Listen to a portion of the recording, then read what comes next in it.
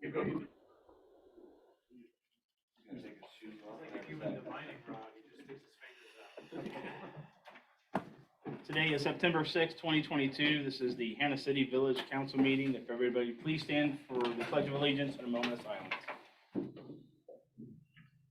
pledge allegiance to the flag of the United States of America and to the republic for which it stands, one nation, under God, indivisible, with liberty and justice for all.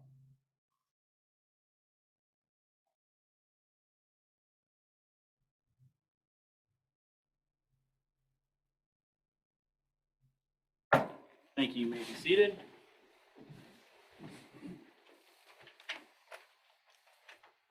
We have nobody in online, so our first guest will be Sheriff Chris Watkins.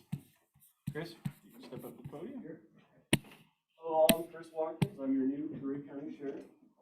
Been at the Sheriff's Office for 18 years. I think you guys all climb at Brian Aswell. You've been on the board for a while. He retired and moved on to another job, so I was a patrol captain for a few years before this. No one's running against me, so it looks like you're stuck with me at least for hopefully a long time, honestly. But yeah, I've heard, you guys know the challenges we've had, but we're actually doing pretty decent now at the Sheriff's Office. We're only down a couple deputies. We're down still 14 COs, but we were down 20 6 weeks ago, so I'm making some headway on there. We're in good shape out there at the Sheriff's Office. I pulled some stats for you guys just to see, we can have a conversation about what's going on in Hannah City. From what I've seen, it looks like from last year, I did year to date from last year to this year. This year we've taken 114 police reports. Last year we took about 110, so it's kind of running still about the same. The good news is we've only taken 38 crime reports this year, year to date. Last year we took 50 from year to date. So even with that spur of vehicle burglaries we had a few weeks ago, where we took about 10 reports, we're still below the norm on reports, crime reports, which is good. Last year at this time we had 6 arrests, or we had 7, this year 6. So everything's kind of the same, besides crime reports are down, which is a good thing. Significantly down, really. I mean, talk about 12 reports, crime reports. In the first 7 months of the year, that's pretty good. I know you guys had a tragedy here a few weeks ago with the plane. What else? I think that the burglaries were the only thing in the last couple of months I think we've had in the city. Your guys' contract is due at the end of the year. The county board hired a third party to do a cost study of what police services cost. Everything has gone up, obviously. Lucky me, I feel like Aswell kind of set me up for this. I have 8 community contracts that are due at the end of this year. So West Peoria, Brentsville, Hannah City, Dunlap, some school resource officer contracts, Bellevue. So some of these contracts, we've already been pretty transparent with them. They're going to go up significantly. I look at yours a little bit different because a lot of these other ones, I was just telling the mayor this, a lot of the other ones, we actually have to hire a police officer to fill these contracts because they're doing 8, 12, 24 hours a day. Yours, we actually supplement with our deputies. So we usually do 2 hours in the morning, 2 hours in the afternoon, and 2 hours at night. So we make them very random. You guys have 35 hours a week. We try to make them very random just so people don't guess when our times are. We have a couple communities where they want exactly 8 hours from 6:45 p.m. Well, everybody knows when our deputy leaves the community, so it's good to keep that random with you guys. So, and I love it as sheriff because it forces one of my cars to keep out west, because what happens is the majority of our calls are West Peoria, Laramie area, and our cars tend to soak in that way. So this forces our guys to stay out, guys and girls to stay out west. So I do like this contract. So I hope we can continue to move forward in the future to work together. I will probably be sending you an updated contract in the next 3 or 4 weeks. Like I said, some increases are going to be very, very high. Yours, I'm trying not to do that. So I hope that works out. But once again, it's the county board that sets these. I'm just kind of the middle guy, unfortunately. But unfortunately, communities get mad at me because I'm the one presenting it to you. But I do have a little bit of say in that, and I'll fight for you guys for sure. Any questions for me that's going on in Kansas City? What specifically are they asked to do during their 2-hour shifts out here? Drive around, be seen is the big thing. Some do some traffic enforcement, some more than others. You know, some deputies are different. When I would patrol out here, I used to love sitting on the Kansas City classroom and getting people flying over the old railroad tracks. Because it drops down to 30, 35. Yeah, so I try to press that on the new ones. The main thing is be seen. If you guys have special or requests, let me know. I can translate those to you. Always, mayor, shoot me an email if you like, hey, I know sometimes you see a deputy sitting there for an hour or whatever, probably typing reports, getting caught up. But they do move around. They're supposed to be moving around. I keep track of a log from dispatch to make sure we're making that time on your contract. So sometimes if 1 week we run short, like we did 32 hours instead of 35 hours, we'll make that up. We'll make third shift sit here for 3 or 4 more hours, or first shift sit here for 3 hours. So a lot of times you get more than what you request because sometimes we have calls here, right? And then we'll have a 2-person call, so they're sitting here for 2 or 3 hours dealing with a domestic, unfortunately, or a plane crash, you know, something. So we try to make it even, but please be transparent with me if you guys start hearing things. And that always comes up in communities, like, hey, we don't ever see our police officer. Or we see them sitting in church for too long. So if you start getting those and you start getting them regular, there's a possibility that might be true, and let us address that. I have 60 deputies, so I have to keep on top of them and make sure we're doing the right thing. Most time we are. 99% of the time. Not to put you on the spot, but like the reports you said, our numbers, what are those like compared to another town, I mean, per capita? Pretty low, pretty low. Talk about West Peoria, I'm probably sitting 1,000 reports already this year. I mean, it is call, and that's when I'm going to address about their contract, because it's natural where more people live and closer to the city of Peoria, call loads go higher, takes all of our resources. You know, I have to deal with the farmers that live out west. They're like, I never see a squad car. It's because all of our resources are getting called into close to the city. Bellevue, we're backing up Bartonville, we're backing up Chillicothe, we're backing up all of these. So eventually, if I get my staffing up, I would love to keep a car out west. I think that would go a long way with Springfield, Homewood, Flora, Mapleton, Kingston Mines. They don't have a contract with us. So they only see a police car if the car is driving through or the call service. So I think you guys have a really good deal. And you're still close enough to us where usually after a shift, we have a briefing out of the jail, they'll come out here and do their 2 hours or hour. So it is getting done. And you guys are close enough. But you do get those random, like everybody is right now. We have a couple groups going around and breaking in the cars. And it's all checking doors unlocked. And now with key fobs these days, you know, you get a teenager or somebody leave a key fob in the car, you don't even know it. As soon as they get in, they start pushing the button to see if the car starts. If they do, they're gone, right? And these guys, they're young, they're 15, 14, 16. When we get them, halftime, the juvenile detention center will take them, so we have to take them home. And there's a reason why they're still in cars at 14, because their home life is not very good. So it's kind of this vicious cycle that we deal with. But when JDC does take them, we see these things go down. We'll see it for a couple months. Whether they're held during the court case, we don't get these. But Dumap's getting hit, you guys are getting hit randomly. And ring doorbell cameras are great, but all these kids are wearing masks. You can't see. I think the spree that you guys got, one of them cut their fingers, so we do have blood. So that'll take 6 months to get back, unfortunately. And their DNA has to be in the system too, right? So not everybody's DNA is in the system. So you might even get the blood results back, but it might not come back to anybody until their DNA is in the system. So Another positive on that is Nick had actually told us to watch out for car break-ins, and we actually communicated in advance because he had told us to do that. Who told you that? Nick Butterfield. Oh, good. And also, I know you guys have a very active Facebook page, right? I mean, sometimes you guys know stuff quicker than I do on that Facebook page. So we monitor that. I monitor it. But anytime you guys have like those tips, just watch out for this. We've got a pretty good communication process now where I think we can get out in front of some of that. I don't think everybody listened, but I did feel better that we at least proactively communicated that was a possibility. Yeah, for some reason, some people still have the mindset, if I keep my doors locked, they won't break my window. The only time we really truly ever see windows broke is if you have a laptop on your seat or something very valuable that they know, or at the Rock Island Trail, there's a group that we've had it several years now where they'll come from Chicago and they'll just work their way down on the trail.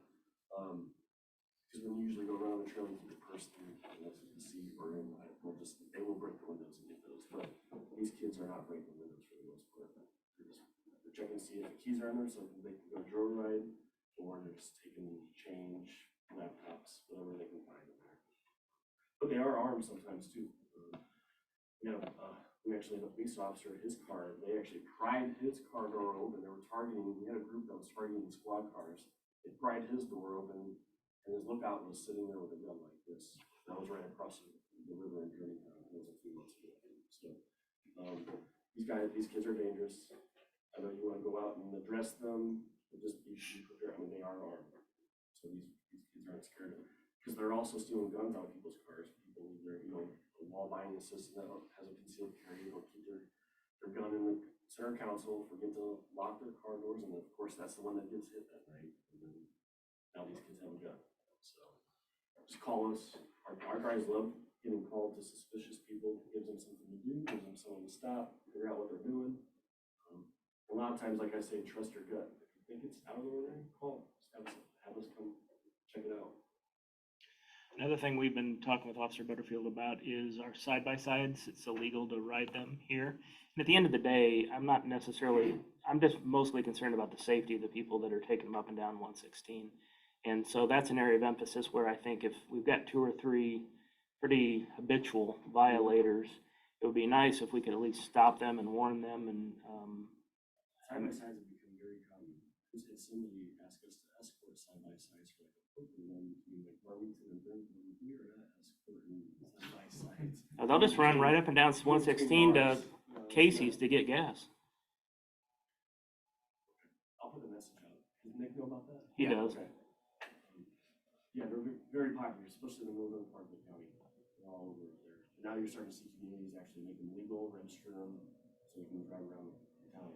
Yeah, we allow golf carts, Golf carts. but we do not allow side-by-sides. And all of our golf carts should be permitted if they should have a little permit. We've never had a fatal accident I'm aware of on a golf cart. We've had numerous fatal accidents with drinking and side-by-sides. Just the last few years, I think we've had 2 or 3 or more. So Tremont had that one with kids from out of state. yeah. Yep. Well, we had some up by Princeton. They are dangerous when you're drinking because they go a lot faster than a golf cart. Sure. What other questions? Well, please, I'll leave a stack of my cards, my cell phone's on it, my email's on it. Please call me if you guys have anything. I really do appreciate our relationship with you guys. I think we've been with you guys for over 20 years in these services, so we'll continue that. Yep, since we disbanded our own force. I don't remember that was before my time. Yeah, Hannah City Police. When was that? No. That was in the late 70s. It was early mid-80s, right? I thought mid-80s somebody told me they. I think I remember as a little kid, there was things to be done. Yeah. I think the uniforms still hang downstairs. Really? Yeah, I think they're. Well, in fact, one of my wife's best friend's dad, he's in his late 80s, early 90s. He used to be an officer out here. We'll hire him. Yeah. Seriously, Paul, if you guys need to. Okay. Thank you. Thank you very much.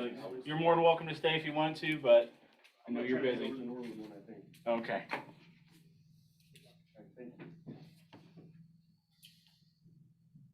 Next item on the agenda is approval of our previous minutes from our August 2nd meeting. You should have a copy of those in front of you. KW have had plenty of time to review them since, Went through them at least 3 or 4 times. yeah. I'll entertain a motion. I'll make that motion, accept the minutes as submitted. Motion by Johnson, second by Weaver. Any further discussion? All those in favor signify by saying aye. Aye. Opposed, same. Motion carries. Treasurer's report. You have 2 this week because of our our canceled meeting. So there, at the top of each report, one still says 8:16 and the new one says 9:06. So if you have a question on either of them, let me know.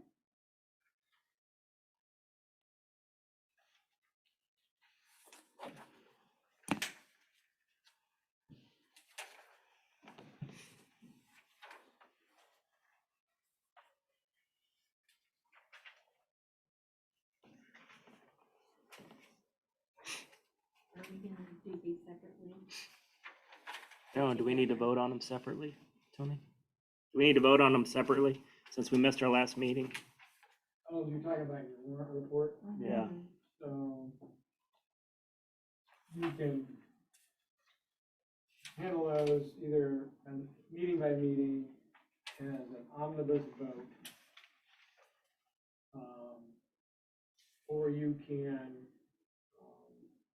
just, have a committee review them, make their report on what to pay and not to pay, and you can approve the committee report.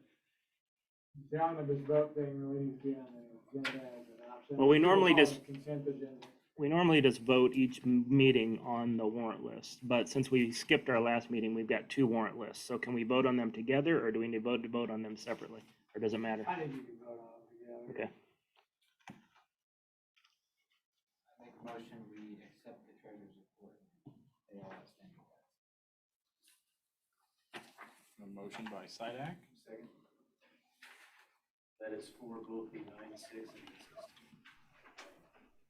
and second by Pearson. Any further discussion? We'll roll call that. Weaver? Yes. Miller?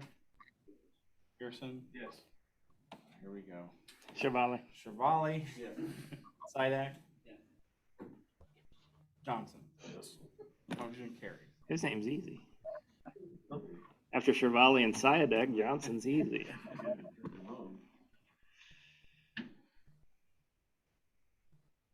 Down to the engineer's report, Mr. Lott. Good evening. Hey, Brandon. I don't have anything to report. I just wanted to poke my head in, see if there were any questions for me, and be available as needed. Nope. I do not have any. Does anybody does the board have anything for the engineer? Have we looked into those sidewalks that were brought up last week? We have, actually, yeah. I don't know that they were gonna just lift them and then level them and so forth, and I know they've talked to the resident that it might wind up being a little bit more work, and then there's also some tree roots still in there. It would be the responsibility of the homeowner, so I know that they've talked to them about getting those out. So the work hasn't been complete, but we did follow up with the resident and look at it. See the sinkholes. Yep, Yep, Peoria County. finally. Stepped up. Yeah. On that, even though I won't voice my opinion. But Well, and we they thank did- We think. Still issues to be resolved. Yes. Details don't iron out. Yeah, I don't think they're going to pursue anything. I don't think they can figure out the root cause, who to blame. You can't assign it to one person. It's obvious what caused it, but, So yeah, I think they've decided to pay for it and move on. yeah. Yep. Thank you, Brandon. Thanks. Mr. Callender, welcome. Thank you. Not a whole lot to report. Most of my significant involvement was on FOIA request for two that came in. That's about it.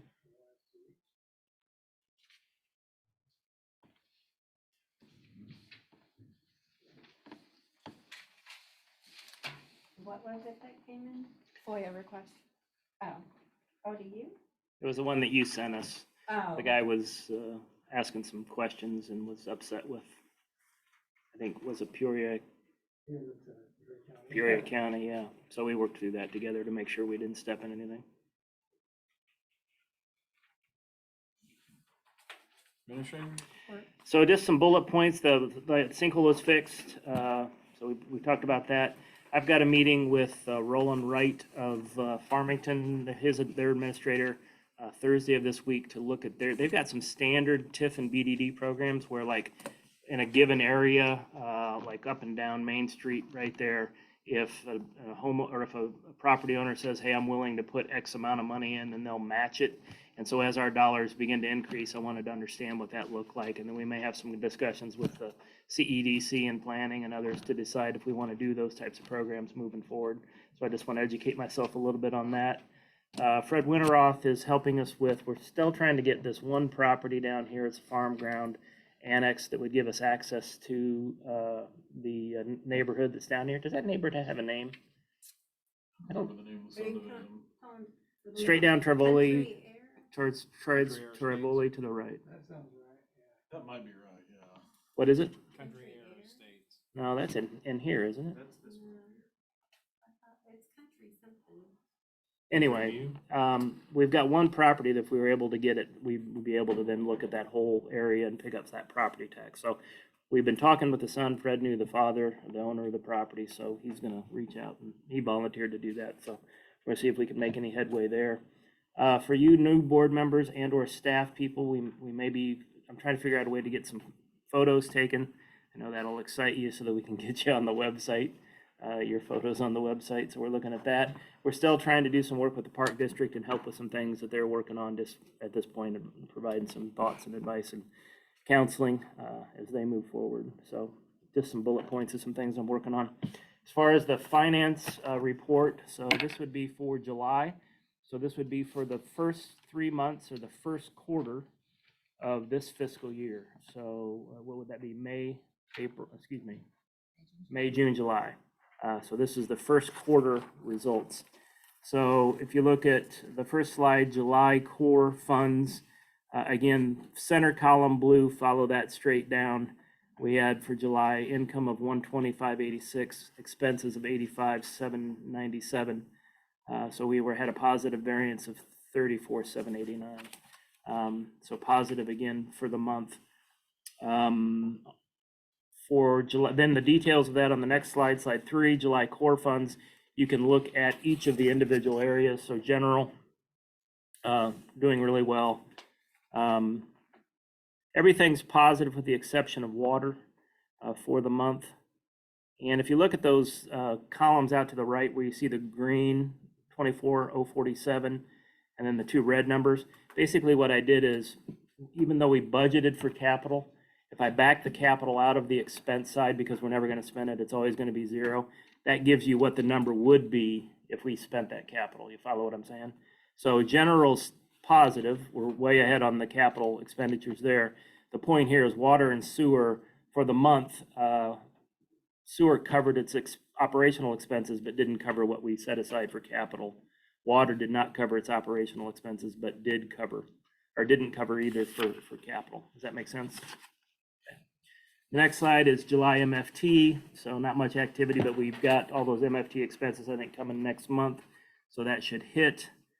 July TIF, income of 3,000, expenses of 1,290. Those expenses were the normal attorney and accounting fees that we have with Jacob and Klein. Next slide, BDD is for the month is July, BDD on the slide 6. So again, the income remains right around 12,000 a month, and we don't have a ton of expenses. Slide 7 now moves to year to date. So this is for the first 3 months. So it's not just for July, it's for May, June, and July. So the aggregate of May, June, and July. And this first slide, the core funds, this shows, if you remember right at the beginning of the year, we transferred dollars around between water and sewer. And we had some one-time only expenses, capital expenses, and so forth. This is all in. So if you include all of those transfers, all of those one-time expenses, if you follow the center column down, we have income of 519,816, which is overstated because of the transfers. Expenses of 388,897, which is overstated because of the transfers. But the 130,919 is a good number. So if you wash it all out, that's what we are year to date. We're positive 130,909,000 through the first 3 months of the year. Okay. If you look at the next slide, then it's the details of that information. And again, you can see if you look at water, we transferred quite a bit of money from water to 105,493. That's why it's negative. And sewer is positive by 113,744. That's what I was talking about. That was when we created a new sewer account that stood alone by itself. Water and sewer used to be combined, so that's what that's reflecting. But that shows you we're positive across the board with the exception of water and sewer, which offset. Slide 9 then gives you an idea of the 130 number is still the number to remember, right? Because that's the true number of income over expenses where we stand. But I did an adjusted number where I backed out all of the transfers and some of those one-time only expenses so that we could see how we were actually performing compared to budget and year to date. So we're a little ahead on income, a little better on the expense side. And so if you back out those things and the transfers and the one-time expense, we're showing 156, 645 to the good. But the 130 number is the one to focus on. I just wanted to show you how we were actually performing for the month. The next slide then gives you the details of the adjusted amount. So general's really strong. You can see, 123, 541 to the positive. That's being driven mostly by our tax income is higher than what we expected it to be across the board. Sales tax, property tax, everything. I think part of it is we budgeted a little bit conservatively, but part of it is I think things are just better as we're coming out of COVID and all of those types of things. So I think we're just performing on the tax side better than what we expected. If you look at all the variances there, then from an operational perspective, we're positive on everything. That's the point. The water and sewer, the capital it's not covering its own capital because it's negative 7427 and 4804. But the general capital that we're setting aside to the general is clearly covering the other. So the question is, do each of the buckets have to cover their own operating expenses and capital?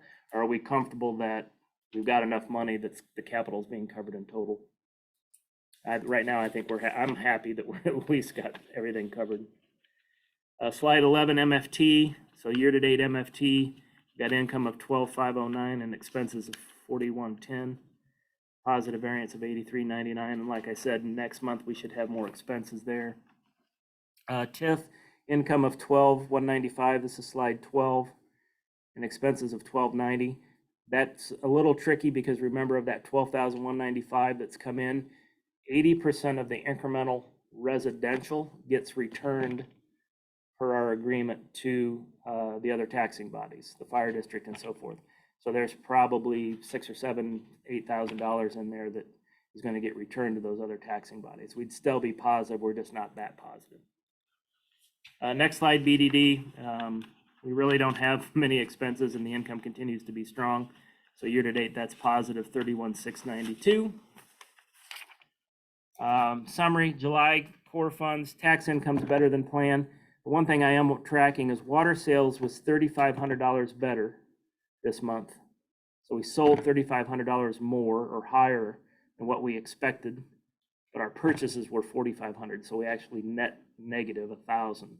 So 1 month doesn't a trend make, but we're just tracking to make sure we're continually ahead of what we're paying Illinois American. And that's just 1 month. Year to date, we're actually better than expected. Year to date core funds, the general is really strong. Water and sewer are positive, covering their own operational expenses, but not enough to set aside the capital, but the general fund's covering that capital, which I spoke about. So finally, cash summary. So everything's positive. Checking at the end of July was $752,625. Savings was $988,069, and total was $1.740,693. And you can look at the monthly and year-to-date variances for each of those. And then you've also got a sheet that looks like this that gives you the breakdown of each of the accounts. So checking is on top, savings is on bottom, and I highlight anything that's negative. So any place where we were cash flow negative, I highlight in yellow. You'll notice that the water escrow account is negative 38,577. And the reason that is because that has been now full. It's not its own separate account. It's been folded in and will become a sub account to the operating number up above. So that's really just moving that. And that makes Cassandra very happy because it makes her and Tracy's life a lot easier in terms of how that gets tracked. The system does all that for them now rather than them having to do that in a spreadsheet independently. So that's just moving those dollars, and that'll be reflected next month. But in general, that gives you the detail of every account, where it was at year end, where it was at the end of June, where it was at the end of July, what was the monthly variance, what's the year-to-date variance. So again, cash flow positive. So all in all, I think we're making great progress in terms of each of the individual utilities covering at least its own operational cost, and in total, we're covering that plus the capital. And we just sent out the letters for, you probably got it, for the garbage contract. They went out, and that will be the first bill. It'll be on this bill, but it'll be reflected in October.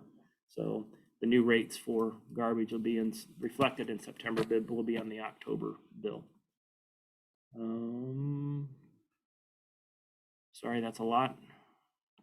Any questions? I just have one. Are these variances gonna be showing up all the time, or once we end the year to date, they'll start, so you don't have to back things up? Yeah, the year-to-date numbers are always gonna have to show it, because the first month we transferred all that stuff and we had the one-time expenses. The monthly numbers they're not showing that way, but that explanation. But like at year's end?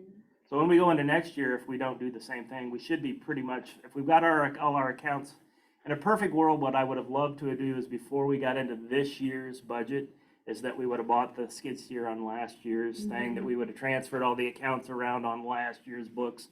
But once we get to year end, yes, that should be all clean. But it's a factor of, we went from 14 individual bank accounts down to, I guess, basically 3, and we transferred money around. We created a line item for sewer so we could separate water and sewer and look at those independently. And we spent some one-time only expenses. We bought a tiller, we bought the skid steer, we bought, those things. But even, that's why I said that number of the 130 positive, that number is even with all that stuff in there, we're still positive by 130, even spending $55,000 on a skid steer. Well, no, I just wasn't sure why we have to continue showing that, but it's because we didn't budget for these items? Correct. They were, so like the skid steer would be a capital expense that wasn't budgeted for that hit. Okay. And it'll get wonky later too, because when we get the next installment of the ARPA funds, the American Recovery Act funds, we're going to get an injection of $81,000. So that's going to be income that goes into water and sewer, most likely, that's ultimately going to be spent on capital projects, but I'll have to explain each month why our water is higher and why our sewer is higher than budgeted, because we didn't budget for that. So there's always going to be some of those explanations that happen. But like I said, I'm just trying to figure out from a note-taking standpoint, it how should. much do I really need to say, other than we're positive this month? Yeah, I think this is what came in, this is what went out. I don't think you have to go into that detail. It's on the video. If somebody needs it, or people have questions, they can call me and ask, and we can go through the detail. Plus, I send the detailed reports now to Tony, and Jeff will see like all the breakdown of all of that. And we go through it each month now, Jeff and I will, and talk about it. So, there's always this explanation of, for me, it makes sense. And she laughs at me because I enjoy doing it. It's my most fun time of the month is deconstructing the puzzle of where all the dollars went and making sure that it's all right and that we are actually positive and so forth. The bottom line is, financially, this village, and I know you sit in a lot of other meetings, but the people before us did a really good job. I think we've enhanced that and you guys are still doing a good job, and we're positive. And we're building in ways to where we can start looking at how to cover more capital and proactively do like we do with streets, with water and sewer and those types of things. So, I don't know. Jeff and I think we glossed him over when we met. He and I met this last week, and I kind of walked him through all of it. And he was encouraging me to, to continue to try to oversimplify and deal with details. Maybe if people have questions, but all in all, I feel really good about where we are financially. There's always room to improve, but questions, thoughts? I'm done. You're done? Thank you.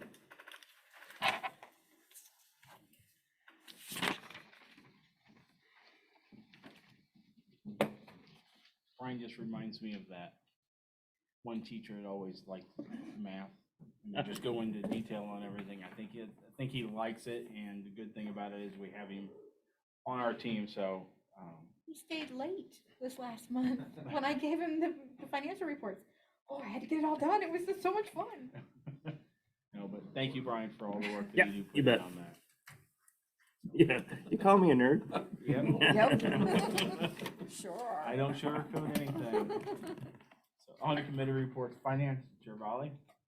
So the only thing I got is, on 9/20's meeting, the audit company will be here to review the audit with us, and then we will be voting on it. And when you get your summary, that's some good reading. Put you to sleep in a heart. That's really nerd stuff there. Come on over, we'll make popcorn. Yeah. Police and planning, Mr. Johnson. From 8/7 to 8/20, we had 30 incident reports. From 8/21 to 9/3, we had 22 incident reports. Which one? 8/7 to 8/20, 30, and then what was the other date? 8/21, 9/3, 22. What is an incident report exactly? What's that coming from? Anything, any call to service in town.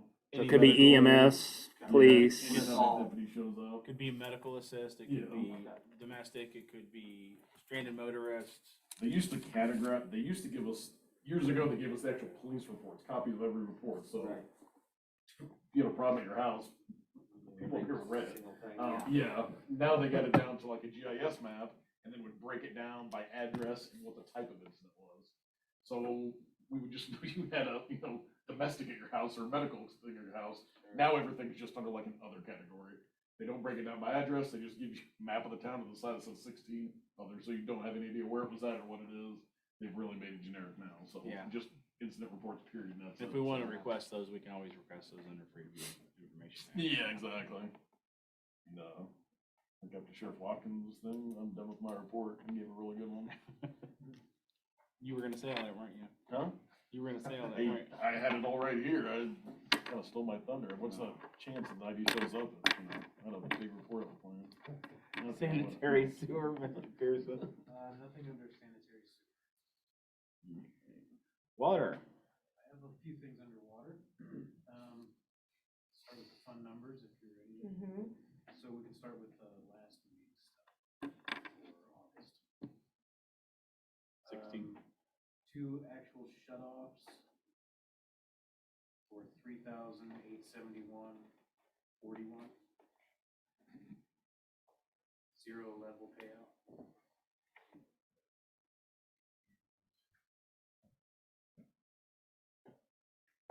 Total foreclosure 696.88.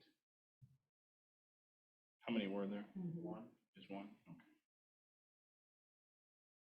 And approximate gallons sold, 2,533,493. So that was for the month? Is that year to date? That's Do we for sell- the That's for month, the month, So 2,500,000 roughly? 33. 493. Now you wonder how much of this water is leaking after the meter. Well, I'm trying to Well, do, that's how much we paid for. That's how many gallons we sold. That's how many we got. that's how billed. much we build. Yeah.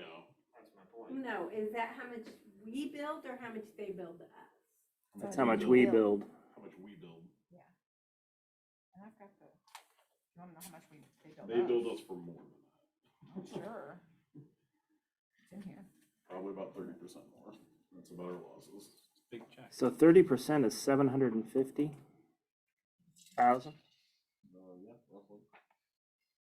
So even if that's 10 to 20,000 a month, that's not a, That's why I get it there.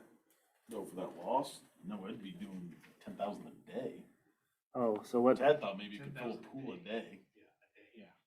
so 30 days, so that'd be 300. So that would be That'd be close. half. Yeah, it'd be 30, yeah, it'd be 300. So that'd be about half of our current. If it, yeah, so they're billing us for 3.4 million roughly. Yeah. So about Some of that's 30% more. timing, I think. Yeah, exactly. Meters. But that's about right, about 30% more rough, 30% of 2.4 is about 800. But if we so build- add another 800 onto there, you're a little over 3 million, so really So rough just numbers. Just to clarify what we're talking about, if nobody knows, we've had Oh, I'm sorry. a leak issue, in the city for quite a while, like 20 years, basically. Yeah. And Jim may have found a source of one of the hopefully large leaks. There's a house that has been having the sump pump replaced every, What was adjacent to? Times a Those year? It was adjacent to adjacent that to it. house. okay. So the water from the service to the one house was making its way to the sump pump of another house and running constantly, and that's, And he thinks it was maybe over 10,000 gallons a day. Yeah. through there, so. I guess the water pressure in the leaky house is bad enough, you could put your thumb over the supply line for the house and completely shut it off. It wasn't enough to squirt past your thumb. Whereas if you've done a garden hose, it's almost impossible to stop it completely with your finger, but the leak was bad enough that it would push the water out the leak rather than push your finger away. So needless to say, Jim was very excited. He called me this morning. Yeah, So was Rod. because for years our water loss was average-ish, 15%-ish or something, and then, Yeah. I don't know, 5 or 8 years ago, it shot up and it went up and just has stuck at that high 20s, So low. we're We haven't interested able to see figure where it the out. numbers are following this. But 2 of Jim's assumptions were correct. I mean, our likely culprit's a service, because we've had all the mains acoustically tested. But the services we don't control, we unfortunately have all of our meters in basements, so everybody's crappy service is our responsibility as far as the water. And 2, Jim had to figure, it never came to the surface. It had to be getting in a drain and disappearing. It was working its way into a neighbor's sump pump being pumped out, never was coming to the surface, because Jim had went around town and checked every drain that dumped into a field from Not any coming city up sewer anywhere. to see if it constantly came out. Every puddle in the yard that was suspicious to him, he would test to see if it was treated water, to see if it was, and it wasn't, never That could find. hasn't worked. I had him check it 2 years ago. Do up, I had him check that 2 years ago, really? And it didn't come up? and it didn't come up with a chlorine. I was leaking, it's been probably 8 years ago now, but I was leaking at my place like this stupid amount. I had it all figured out. It was at least 15,000 gallon a month. Yeah, And it ended up being right outside my foundation and running from me to you to my sump pump. And I tested my sump pump and not 1 ounce of chlorine in it. really? Yeah, I thought for sure it'd be chlorine in it. That Huh. close. Jim tested it, and I also took it up to J&L, let them test it. So it gets dechlorinated That going through fast. the dirt or something, it takes it out? I don't know how it works. Yeah. You would have to. I mean, Huh. it's flowing pretty fast. You know, he's spitting out that much water. Yeah, So, I mean, it wasn't like it was slowly filtering. Yeah. through. So, I wonder what kind of channel there is from that service to the foundation of that house, and it had to have a very defined. And it's it started getting bad 5 years ago. Which, I mean, you know, the sump pump seemed like it always ran, yeah, but about 5 years ago, it started getting worse. Brandon, you got any idea why that chlorine would disappear like that? Yeah, you're gonna lose chlorine over time. You've got to, when they first chlorinate, it's gonna be at its max, and the longer it spends in the system, it's gonna be essentially eaten up by the things that use chlorine, so that you have what's called a residual. But over time, and certainly if it's going through soil, it's gonna be burnt up. So chlorine can be helpful if it's out of the pipe or sitting in a ditch or hasn't been kind of going through the ground. I wouldn't put all my eggs in that basket testing the chlorine. It can be helpful, but it wouldn't be a deal killer if you didn't have it. What I would do is go check that service right away. Do everything you can and look at that. I mean, boy, worst comes to worst, dig it up. No, it's but yeah, that's something. it's fixed. it got Yep. replaced. So we'll see, because it is something like that. I've been, a little bit involved with some of these. I haven't seen the results of some of the tests that have been done, but it has been a gradual increase. So it's exactly something like that that's going to have occurred if it's not the meters. I haven't heard how the meter testing was going and replacing. I had my bet on that bucket, but I haven't heard how that's gone. But so no, I agree with everything that's been said by everybody. It doesn't surprise me that you would lose chlorine over time. So to me, it begs the question, and again, I'm ignorant here, so educate me, engineering and smart utility people, is should we be looking for low pressure in homes? I recognize that's could be relative, so that opens up a can of worms. Or maybe you could have people who, if they think they have low pressure, Jim was telling me anything below 37 or 38 would be considered low. They could have it, we could have them have it tested themselves if they feel like they have it low. And then if anybody does, we could look at it. Or do we ask if anybody have a sump pump like this that's running all the time during the dry season? I don't know. I'm just trying to figure out if there's, if in the service lines from the main to the house is where some of our loss is happening and we don't know it, how do we find that? Yeah. Because obviously low pressure is so subjective to a homeowner. She thought, because she'd heard people complain around town, water pressure's low. She thought, well, I just got low water pressure. She didn't realize her low pressure was crazy low, just, drastically low. So she never complained about it. Except to call. Yeah, and Jim would be able to answer that. Brian, what you've mentioned are indicators. Again, they're not end all be alls, but they're indicators. We do have some areas in town that have low pressure, but they have the required minimum pressure. So if somebody's got 20, 25 psi, that's a problem. If you were to have that in your lines, you'd be under a boil order. So yeah, that's one indicator because you don't provide that low of pressure. You provide, I think the worst, it's been years and years since I've looked at this, but I think it was close to 40. Jim will know that off the top of his head, which isn't great, but it's above minimum required. So yeah, if somebody's got 20, 25 PSI in their house, that's an indicator. Maybe not a slam dunk, but a place to go. Yeah, some pumps that are pumping all the time, right this time of year, not in March and April. That's another potential indicator. So yeah, those are all good ideas to look for the services. And then, some of them are going to be older than others. You might concentrate or target in some of those areas. I wouldn't go looking at the newest houses necessarily if you're going to start picking them off the list. But it's tough to find those service leaks. It's also, some of those numbers, I would be surprised if you're getting that from a leak in a single service. But maybe if you got 5 or 6 of them in aggregate, maybe you get there. So you think 10,000 a day, even though it's a guesstimate, you think that's high? I'd have to sit and think gallons? about that. Boy, I would think you'd notice. I mean, not that you haven't noticed it again in the aggregate, but 10,000, if you're going straight into the sump pump. I mean, by rough numbers, that's 30 or 40% of our loss in one service. If I did my math right. How big is the service line? I don't know. But would your house, will you have 3 puddles out there, let's say like with his, and it went into his pump, not mine? Correct.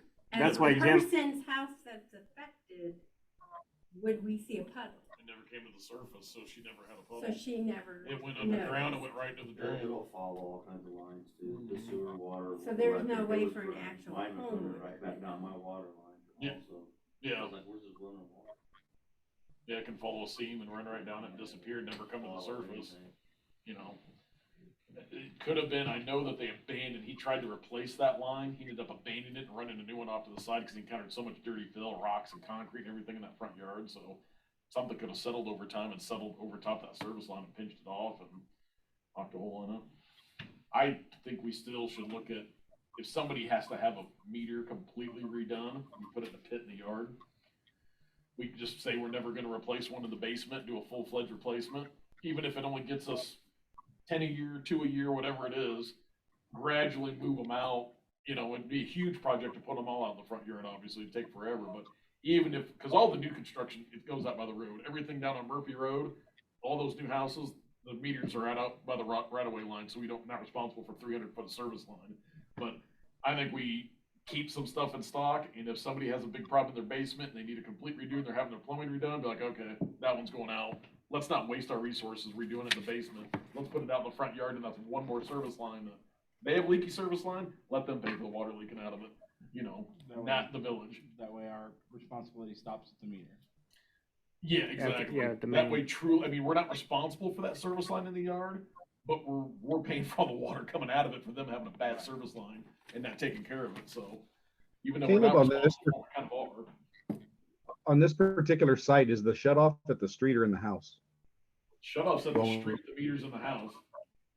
So, I mean, Technically, it'd be shut off by the meter too, but there's a curb stop out at the right of way line, but the meter's in the basement.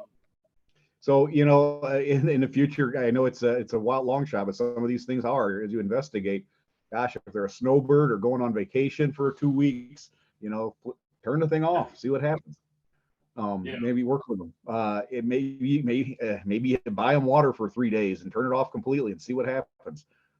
Those sorts of things, sometimes, creative ways to look at these things if you suspect it, as opposed to digging stuff up. So everything I'm hearing is these are all good ideas. I wish there was a silver bullet. I think we've learned that there probably isn't here. This seems like one more piece. It would be interesting to see if, now that it's fixed, if you do see a reduction. I don't want to lose the lead. We found a sizable leak. That's good. Yeah. That's Yes, positive. no, absolutely. It would be great to see, the arrow turn around and start pointing the other way. So I have a manhole between two houses. Does that have anything to do with the water? What kind of water? It's got water in it, but now you're drinking water. It has, I know, especially in the spring, I haven't really paid attention when I mow, because I haven't, mown. But it just seems like in the spring, even after just a little rain, you can hear it. Oh, it's stormwater. Okay, so that's coming from everybody. Okay, I'm like, where is this water coming from? Yeah, it's between the 2 yards. I think it used to be, Out by the road, right, though? no, it's between the 2 yards. Like But if you, right by, like within 10 feet of the Yeah. curb? Yeah, okay. Yeah, saw it by the road. It's probably, isn't it storm sewer? That would explain why it runs so loud. If it's sanitary sewer and after a heavy rain you hear it running extra loud, then that means groundwater's infiltrating in, which isn't good either, but. I just assumed it was the road. I Under know the that- road I know the one. drain there on 116, even in the driest of summer, you can always hear water, and Jim's checked that, and Okay, it's, it's fine. Okay, I'm like, I always hear water. See what you stirred up? I know. Yeah, but that's not gonna, now the chlorine Yeah, test but isn't I don't holding know true. what I'm I'm looking I would for. look back at that again. It'd be so much easier if you noticed a big puddle. You could tell that it was leaking. Do a lot of our drain to the ditches, if you have a ditch. Do what? Or something. Some pumps can go in ditches, yeah. yeah, they can't go in the sewer. Right.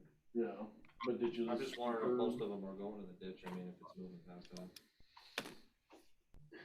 Depends. Some people have them illegally hooked up, we know, and they go in the sewer. I don't even know where mine pops out at. Yeah, Never found. it's just clean groundwater that we're paying to put in the lagoon, so it's just wasted money to run it, but people do hook it up illegally sometimes. Yeah, I'd switched mine out of my house when I moved in, because it was going in. the Jim sewer. looks for those things though when he goes into the houses. Yeah. That would be worth looking at the road though, if the road drain is constantly running water, even when it's totally dry, that chlorine test may not be telling the tale, right? You may wanna look at that again and see where that comes from. And I'll bring it up to him. Yeah. Good report? Nope, he's got another report. Halfway through. Okay, Sorry. continue, since Denise got us off track. All right, for, this meeting, 3 escrow check refunds, total of $155.59.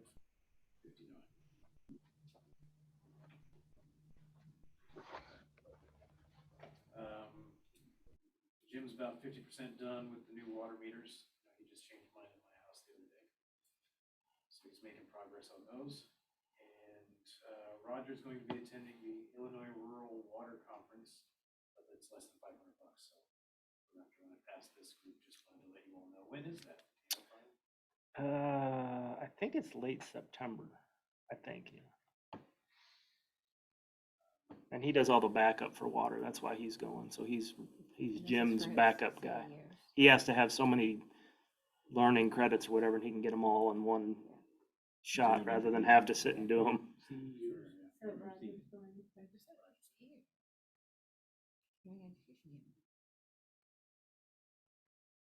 That's it? You said you had a lot more. Well, you guys interrupted everything else, or else it only would have been 2 minutes. See how you guys are. Thank you, Ryan.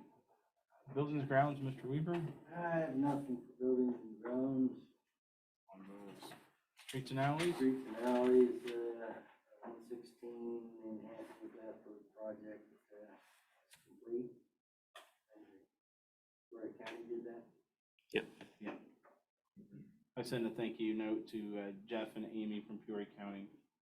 Thank you for taking care of that.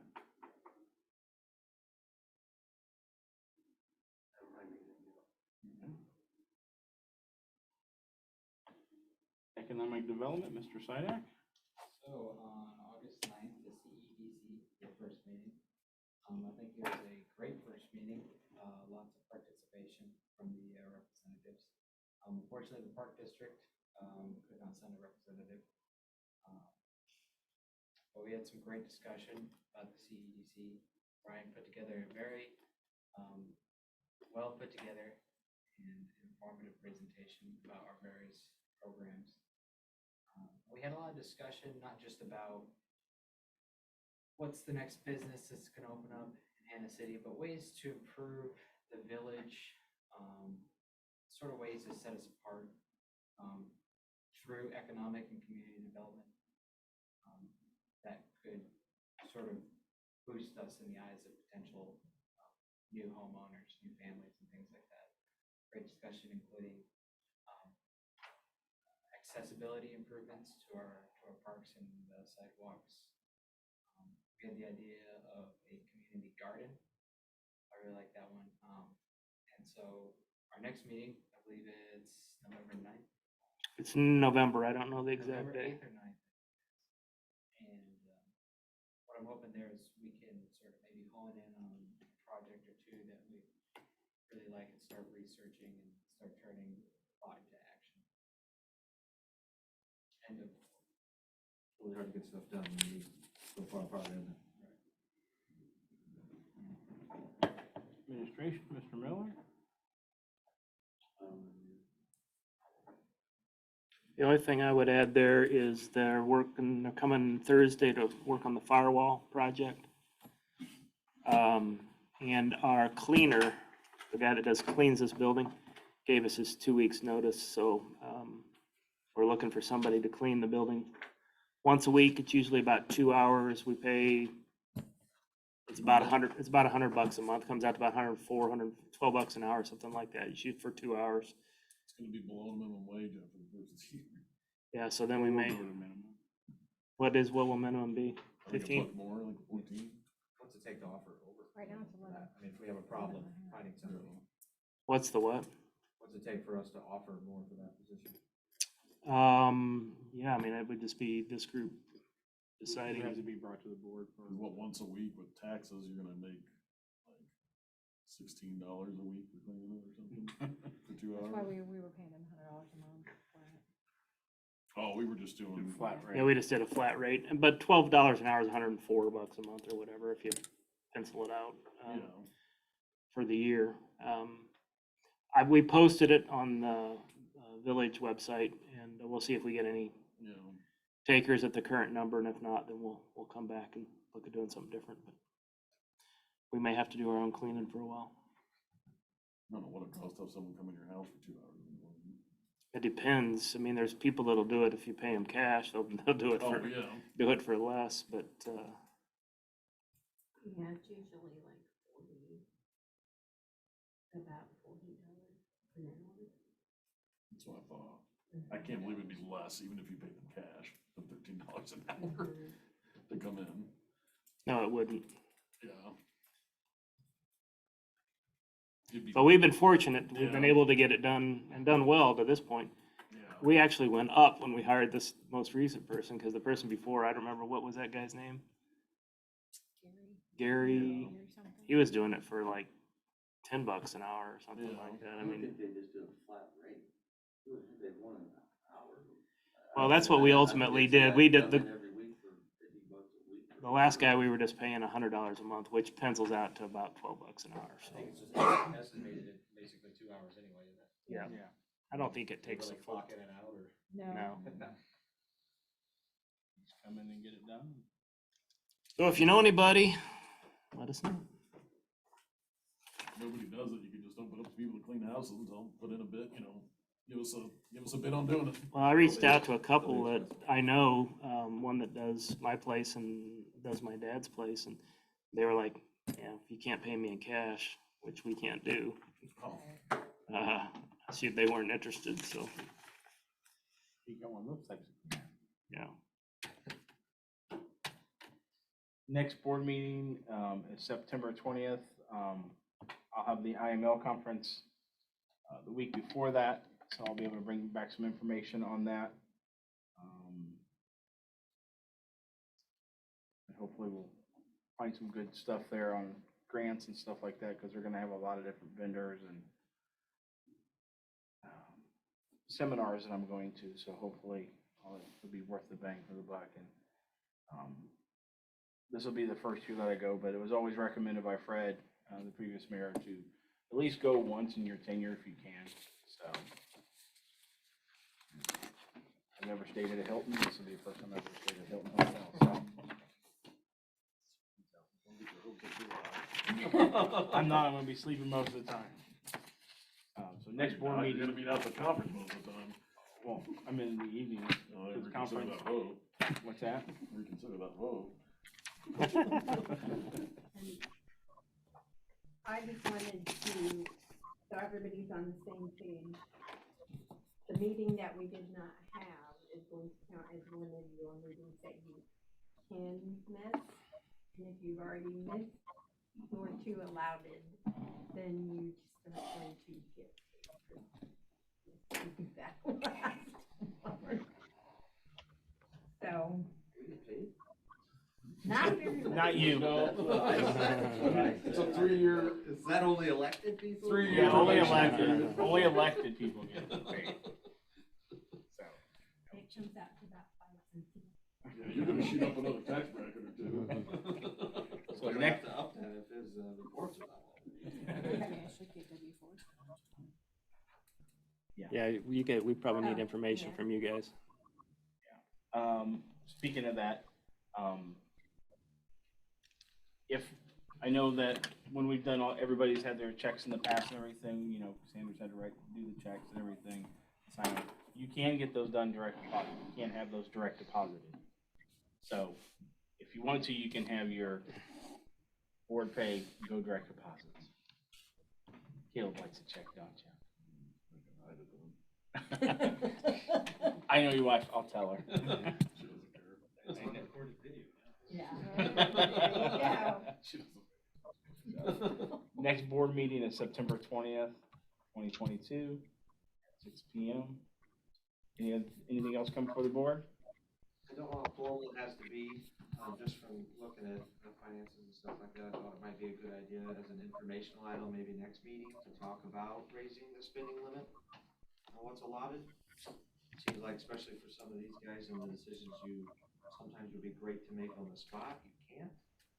And if we have another one canceled, here we are a month later, having a board meeting, and then it's still gotta get approved to get passed. I just would think you found one of the very few things that's less than $500. So I don't know the right way to do it, maybe an informational item next month, or next meeting, I mean. Brian has. 500. And Tony have authority. We have up to, Ours is still only 500. yeah, and every board Now, member ours has have up to. go up, but I think the people making everyday decisions and signing checks should probably have a little more authority. So, yeah, Brian can put that Yeah, on. we'll put it on as a discussion item. Yep. And if we want to take it to vote, then if the board agrees, then we can take it for a change to the ordinance. That's an ordinance, isn't it? I think it is. Well, Probably, we made it, I think we did it when. Been that way forever. And when I came on, they clamped it down. Well, no, we did something. Well, I think we just had to add him in, that he also had the same limit we did. Yeah. Okay. Yeah, because he probably wasn't, that position wasn't mentioned in the ordinance, because it didn't exist for Yeah. forever. Yeah. So. Anything else coming before the board? Meeting adjourned. Thanks all. Thank you. See you, Brandon. Take care, everybody. If everybody has their